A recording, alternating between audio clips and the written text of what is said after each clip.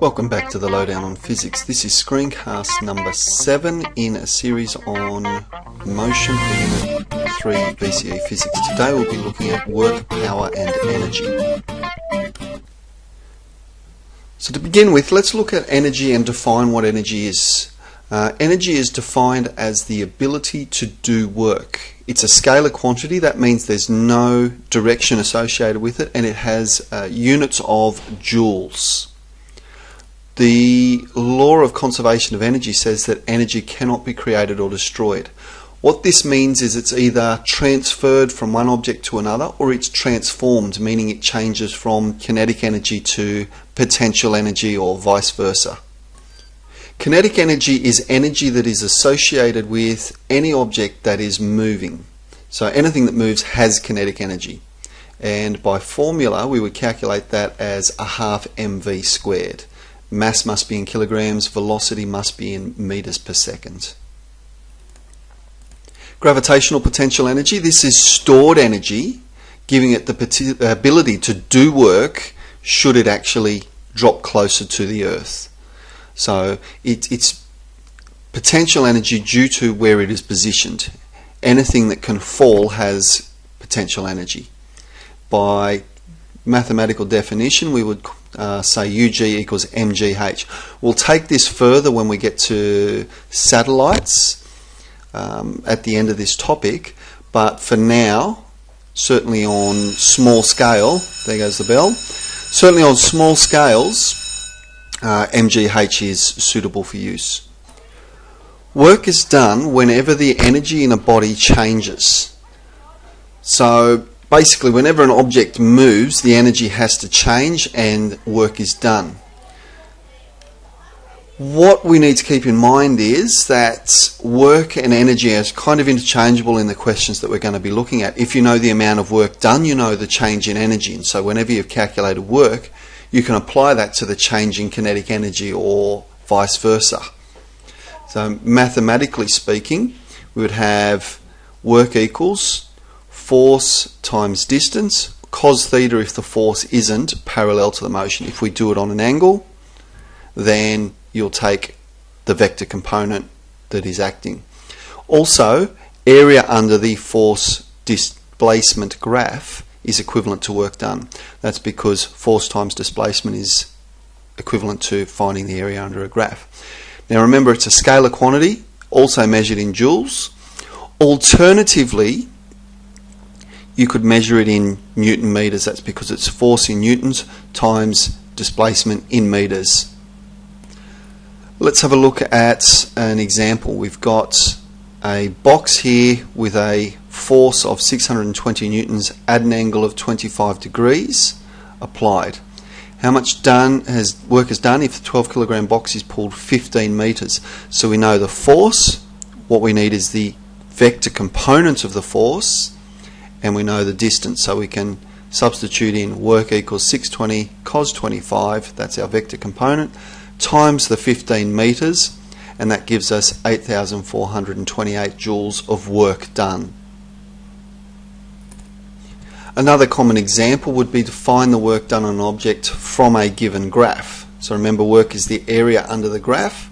So if we're calculating that, easiest thing for me to do would be to break this up into areas of boxes and squares and rectangles and triangles.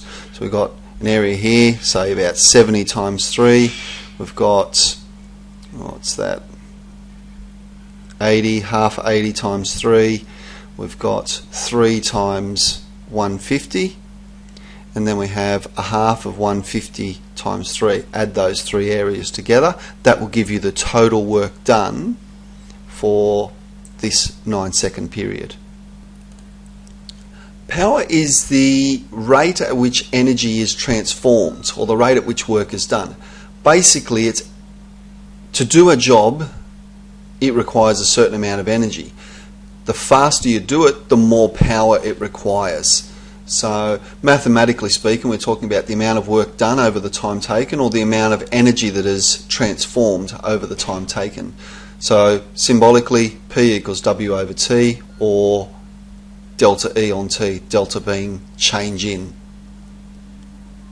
So we'll look at a couple of examples now.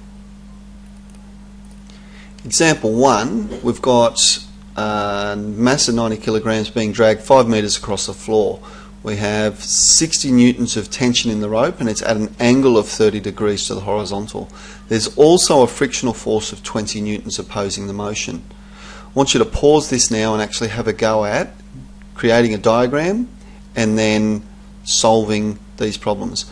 So work done on the chest by the pirate, the net work, so initially account for just the pirate's work, find the vector component of the force or the net force, and then the difference between these would give you the energy converted on the heat. So have a go at that now. So listing the variables, we've got x equal to 5 meters, we've got tension of 60 degrees at 30 degrees to the horizontal, and frictional force of 20 newtons.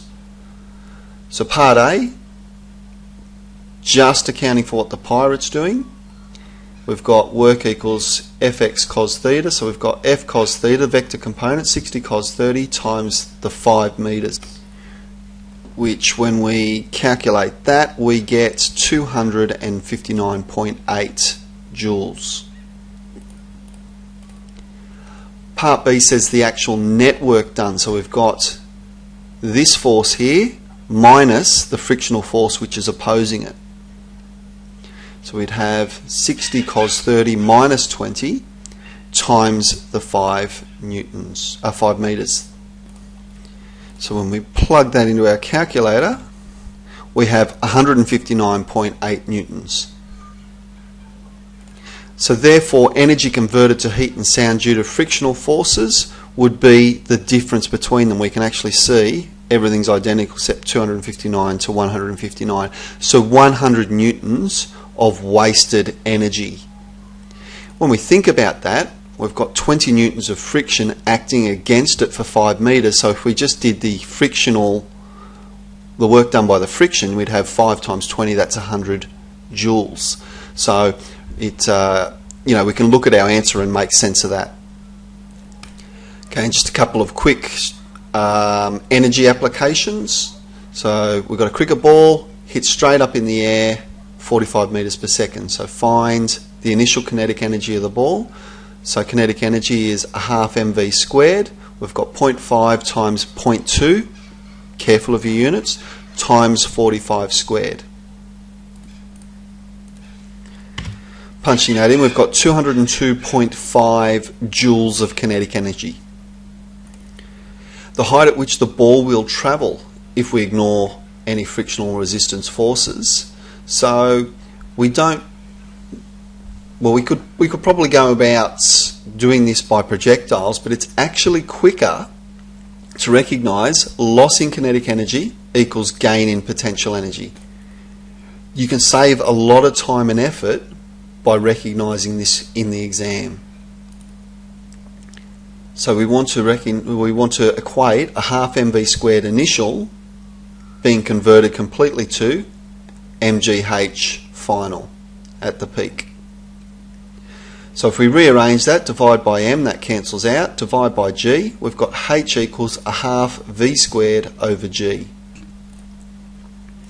So plugging that into the calculator and we get 101.25 meters in height. If you had time in the exam after you're finished, you could come back and check that using projectiles. If you use v squared equals u squared plus 2ax, you've got v equal to 0, u equal to 45, and so it would be 0 equals 45, take 20x. So when we punch that into the calculator, we'd have 45 squared divided by 20, and we get the same answer, so we'd be confident that we've done this correctly.